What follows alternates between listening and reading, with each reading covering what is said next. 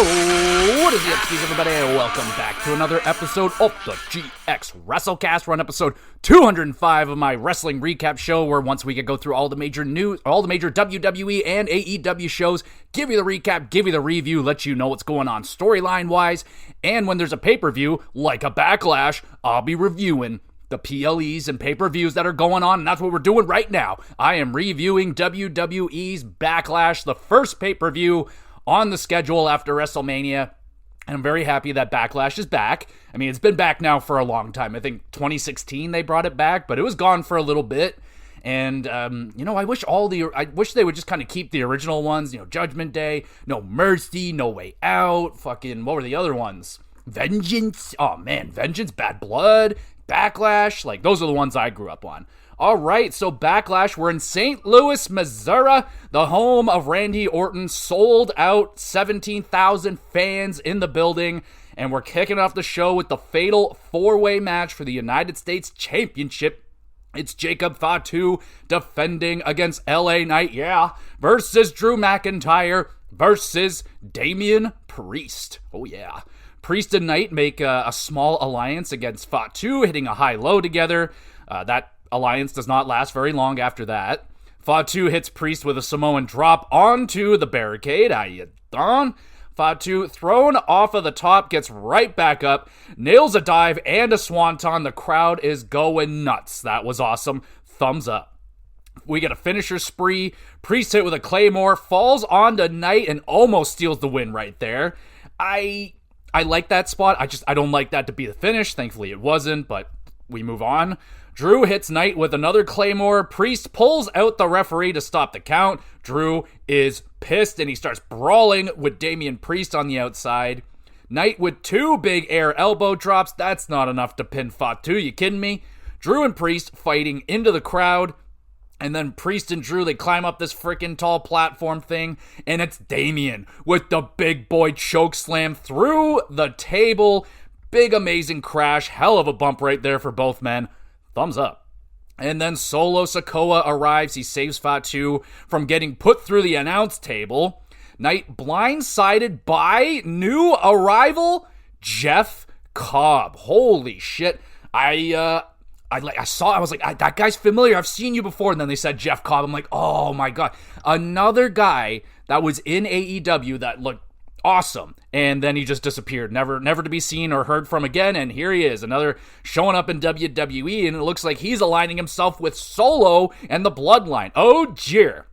So Fatu is very confused by Jeff Cobb's appearance. They have like a little confusing stare down. Nothing happens. Fatu finishes the job, hip attack moonsault combo on LA Knight, to retain. Damn. Great way to kick off the show. We got a fatal four-way. I didn't love the finish for it with Jeff Cobb's arrival. Like, it's great to see Jeff Cobb. He is an absolute little beast right there. But it definitely took the momentum out of the pretty fast-paced match that was going on. Like, they're just kind of standing and staring each other up for a really long time. And then the finish was kind of flat. Didn't really love it, but I thought that table spot was freaking awesome. That was a huge crash. Really enjoyed that. And Jacob Fatu looked like an absolute beast throughout this match. He was in control for most of it. He was taking big damage and just got right back up. So I really like the way that he was looking. He's been looking like a really strong champion so far. It's going to be very interesting what the dynamic is going to be going forward between Jeff Cobb and Fatu. Is there going to be a power struggle between these guys? I mean, maybe not right away, but there's definitely something going on. Earlier in the week, we saw kind of Fatu blowing up on Solo, and Solo was just like, okay. And generally, when someone responds that way, that means they got something, they're going to do something, and it looks like this was Solo's plan. So we'll see where that one goes, but I'm happy Jeff Cobb is here. Good start to the show, 7.5 out there. We go now to the Women's Intercontinental Championship match. It's Lyra Valkyria defending against the man, Becky Lynch. Lyra dominating Becky with those humiliating submissions. They're funny. Becky trash-talking Lyra's fiance, who's in the front row. We don't see him anymore after that. Becky caught using the ropes on a pin attempt. No good. Lyra, nice diving leg drop to the back of Becky's head. Lyra goes for the moonsault. Becky able to counter that. Lyra, nice counter out of an armbar into an armbar of her own.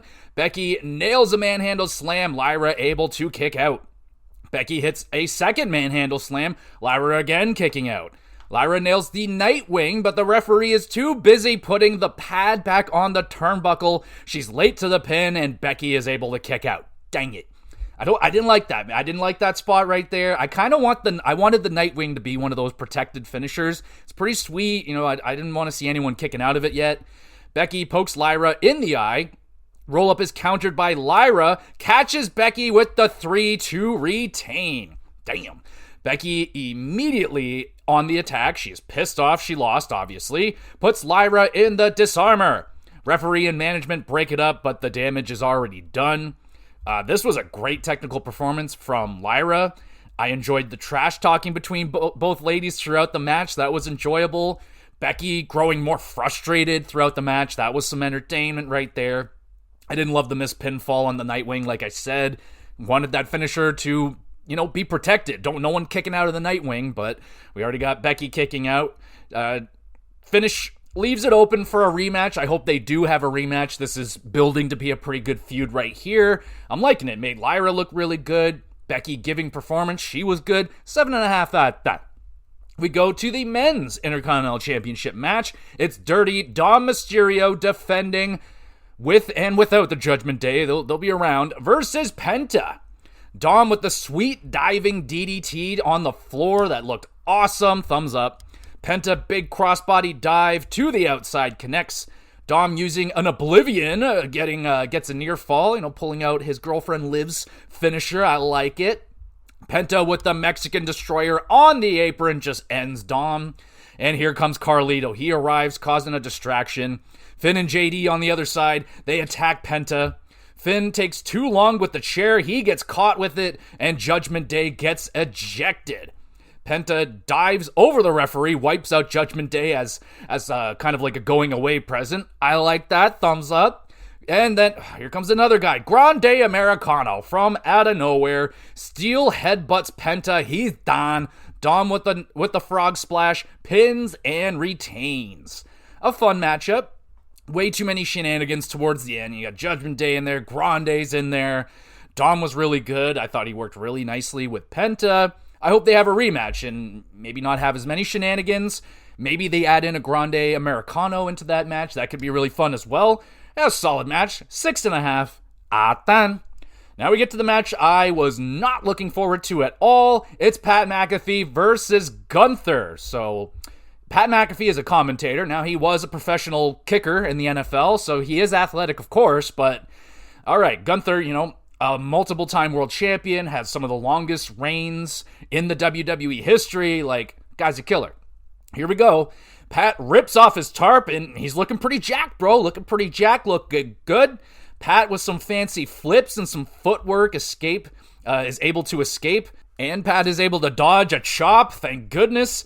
Pat then trips on the ropes. He insta-recovers. It's all good. A little slip up there, but he recovered just fine. Made me laugh. McAfee unloading strikes and chops to little effect. Gunther drops Pat with a nasty chop. Cole is just telling Gunther, just pin him. Finish the match, please. Gunther, invites Cole into the ring. Pat paintbrushes Gunther, earning himself some more punishment. Pat escapes a choke attempt. Pat with a nice backflip counter unloads some punts and a super kick. Gunther, still unfazed, nails a powerbomb into the Boston Crab. Michael getting out of his chair, he pleads with Gunther to end the match. Gunther drags Cole into the ring. Pat is there to make the save, sort of. Cole grabs Gunther's feet, and Pat almost steals the win right there. I was screaming, no. I was like, they can't do this to Gunther, man. It'll bury him if he loses this match in any way, shape, or form. Thankfully, that was just an amazing fucking close call there, though. Well done, thumbs up. Pac locks Gunther in a choke. It's quickly countered. Gunther choke locked in. Pat shows way too much fight. Gets back to his feet. He's in the choke for 3 fucking minutes. He finally passes out, and Gunther mercifully wins. I will say that was way better than I expected. Quite the entertaining match, man, with some close calls. That that Michael Cole, I was going to lose my mind if Gunther lost, man. So that was very well done. Made me flip out. Very impressed with Pat McAfee. He hung in there, took the punishment. He was entertaining. Like, he didn't look completely lost out there. I thought Gunther was fantastic working a match with him. Great heel work from him as well. It was good. I'm shocked. 7 out of 10. Not bad. And now we're here, the main event for the WWE Championship. John Cena defends against the hometown boy, Randy Orton. And I looked it up. They have fought over 80 times in their career. That's including OVW before they got into WWE. So, yeah, they fought a few times here. So let's see what they can do new this time. We get a great hometown pop for Randy. They're singing all the songs to his song. There you go. Yep, that's good. And we get some "You Can't Wrestle" chants, and followed with some "Yes You Can" chants at Cena. So, "You can't wrestle, yes you can." Okay, so I was like, absolutely, Cena couldn't wrestle all that good until he went on that United States Championship run. That's where he really started to like become a competent in-ring wrestler. Like, he's fine. He's not the best, not even close, but he's not the worst either. All right. Cena locks in the STFU. Randy able to block most of it and escape. Randy nails the RKO whilst taking the FU. Both men are down. That classic. I remember the first time they did that and like how cool that was, and like everyone was just like, "What just happened?" The first time that happened, that was sick. But they pull it out here. I like that. John with the FU out of nowhere. We get another near fall. RKO out of nowhere. Goes for the punt, but Cena counters with another FU. Cena punt attempt is countered. Orton shoved into the referee. He's taken out. Cena grabs the belt, walks into another RKO out of nowhere. Holy moly. Referee late to the count. Cena able to kick out. The referee is taken out again. Orton hits Cena with an FU onto the announce table. Looks painful as fuck. Table didn't break right away. It breaks late. And so Randy not satisfied. He grabs another table. FU Cena through that table. Love it. Absolutely love that. Thumbs up, Randy. Thank you. Randy hits, you guessed it, another RKO. New referee slides in way too late, and Cena kicks out. Cena takes out the new referee with a belt. Orton, another RKO. There's no ref. Management comes out for, I do not know why. They come out to check on the referees for some reason. Randy is pissed. He goes on an RKO spree on management. Crowd is loving it. Thumbs up. Orton goes for the punt. It's R-Truth showing up to save his childhood hero. No R-Truth. Cena with the low blow. Another belt shot. Pins. And John Cena retains. Oh. Now, I don't know if there was enough shenanigans in that match. We could have used another 30 people coming out, but holy moly, man. Lots of ref bumps. Rules getting broken. Dozens of cooks in the kitchen, man. Like 1,000 RKOs getting dropped. But it was entertaining. It was very entertaining, especially our true spot. That was great. Cena continues to troll the WWE fans. Match was solid, pretty much what I expected. Slow, methodical beginning, ramped up, starting to hit the finishers. Crowd was very invested in it. That helped out a lot. If it was a dead crowd, this would have been a dead match. Big match feel. I'd say it delivered on a good main event. Like, not memorable. It's exactly what I expected. I expected Cena to go into St. Louis, Randy's home turf, and win on, absolutely they're going to do that right now. That's definitely going to happen. I thought it was good. I enjoyed it. 7 out of 10. Definitely way too many fucking shenanigans going on right there, but I feel like that's the way these Cena matches are going to go down. There's going to be a lot of shenaniganery, and it was entertaining. All right, and that's the show. Good. Pretty just good throughout the whole show. No bad matches, but no real bangers to talk about here either. And it's starting to become a little bit of a concerning trend right now with WWE. I brought it up before in recent memory that they don't really take a big step up from weekly television to pay-per-views like they used to. AEW, they go all out every single week, and then they go even more all out on pay-per-views. So I really appreciate that. WWE just seems to be, I don't really know what they're doing with this. It's hard to complain about because, it's good. It was good throughout. The whole show was good. And before, it kind of would have been okay, you got a really bad match in there. but then you get maybe one or two really, really good ones, but there's some stink in there. Like, in this Triple H era, we're not getting like any real stinker matches anymore, but we're not getting the bangers anymore, man. Like, I don't know, it's rather playing it too safe right now. Like, not enough risk, not enough creativity. I'm not sure, but I'm consistently getting underwhelmed with WWE pay-per-views. Like, I'll watch the Raw and then I'll watch the pay-per-view, and I'm like, that felt like just a little, like, I'm happy I'm not, like, purchased. If I paid $60 for that pay-per-view and this is what I got, I wouldn't be happy. I did not get my money's worth. So there is that. I am starting to see it as a concerning trend. Like, we need show-stealing matches. Not everyone just kind of be good. Like, step up, try and steal the show. You know what I'm saying? Not a must-see show, I would say, but it wasn't a waste of your time. Like I said, that's just kind of the way it is. Like, it's not bad, but not great. No title changes with 4 title matches on the card, 5-match card total. I mean, again, they could be a lot more efficient with that. There is a happy medium somewhere in here with AEW and WWE. Neither of them can figure it out. AEW overloads their pay-per-views way too much, way too tight. Just not enough to break up the stuff. And then WWE, they're too slow. Like, they have the match, and then it's like 15 fucking minutes till they get to the next one. They gotta slowly get everybody out of the ring, maybe do an interview, and then all the promos, and all the video recaps, and all this and that, and Cole and Michael is talking, and now they're doing all this shit and interviews. It's just like, fuck. Just get to the next freaking match. Like, you can, in a 3-hour show, to have only 5 matches, and none of them were, like, overly long or anything, so they're not using their time very efficiently. You could definitely have more matches. What else do we got here? Cena and Orton delivered an entertaining, semi-predictable main event. Like, I didn't see the R-Truth thing coming, but everything else, yeah, pretty much.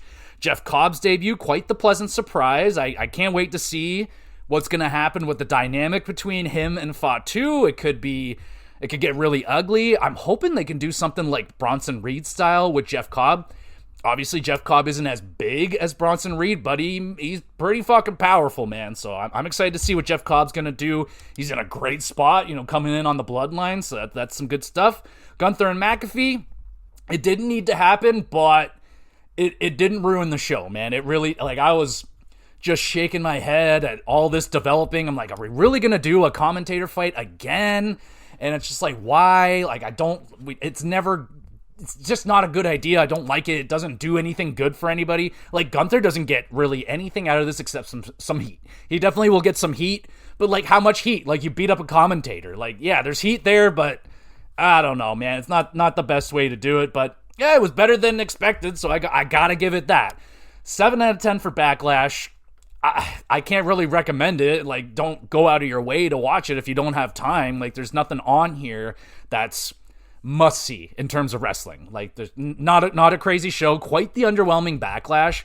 Sometimes you'll see Backlashes that are better than WrestleMania, because maybe just things didn't line up for WrestleMania, but they lined up better for Backlash, so sometimes Backlash is better. I mean, WrestleMania wasn't amazing either, but yeah, I don't know, man. This is a trend that just let me know. Do you think this is this a problem for WWE, where they're just kind of going safe route, not going too crazy, maybe not risking injuries? I don't know what's going on, but definitely doesn't feel like a big step up from weekly viewing. And I watch everything, so I know the difference. And I watched it back then. There used to be a very clear difference to me, like, oh, you don't see this shit on Monday Night Raw. And it's like, pretty much everything we saw on Backlash, you could see that on Monday Night Raw. You might not see John Cena versus Randy Orton right there, but maybe in a tag team match player. But anyway, that's the show. I thought it was good, not great. Don't have to go out of your way to watch it, but you're not gonna have the worst time if you watch it. So there's that. Again, that's not high praise. That's not good. If those are the reviews I'm hearing, if I'm Triple H, I'm like, yo, we got to do better than that. Good is not good enough. Like, for pay-per-views, you got to step it up. You got to do better than that. So that's that. There's the first pay-per-view done for the year. We got AEW's Double or Nothing, I think, at the end of May here. So we'll be doing that one as well. So be on the lookout for that. Thank you, everybody, so much for listening. You're the best. You want to be even more the best. Make sure you're reviewing and sharing around the podcast wherever you're listening to it. Drop a comment on Spotify if you would like. I upload all these episodes to the YouTube channel Gamer GX Videos. Go subscribe. Great place. You can drop a comment on the videos. You want a question answered live on the pod, anything about wrestling, video games, or hockey. would be good. What else is a Twitter page? In terms of what else got going on with the pod right now, I just put up the first versus in a while. It's Sonic the Hedgehog 2 going up against Super Mario World. I am simulating. I am a kid in 1992, and I'm at the Blockbuster, and my parents are like, you got to pick. You get to choose one of these bundles. Do you want the Sega Sonic 2 bundle, or do you want the Super Mario World Super Nintendo bundle? And I am simulating what that decision process might be like for a kid in the 90s at a Blockbuster. Fun-ass episode. Please go check it out. Let me know what you think, all that great stuff. You got any more versus ideas? Just take into consideration, they take a lot more work to do. It's 2 games I got to talk about, so that's double the research I got to do and all that stuff. But it was really fun. That was my first Sonic game I've ever beaten all the way through, so it's also kind of like a mini review on my experience with Sonic the first time. Yeah, that was a fun episode. Next GamerCast, looks like I'm going to do another underrated list for y'all, because I'm about to finish off the Banner Saga pretty soon, and I'm going to have that game on the list. I'm going to do a quick review of that game, and then give you guys a good list of games that I think are underrated and are definitely still worth your time, so we'll be doing that this week on the GamerCast. WrestleCast is out as well. We'll be doing the HockeyCast this week. So now we're back. It's 2-2 tied up, Toronto, Florida. I'm not stressed out yet, but the last 2 games were bad. Real bad for the Leafs, so yeah, I'm a little bit concerned. We'll see. It's going to be a huge game on Wednesday, so I might push the HockeyCast to Thursday just so I can discuss Game 5. It's a stupid schedule. They're pushing the game back this week. It's fucking really annoying. So I'll do the HockeyCast. We'll be breaking down the second round and all the other news that's happening. And yeah, so there we go, everybody. Thank you so much for listening. You're the best. We'll be back again with some more GX Plus, guys.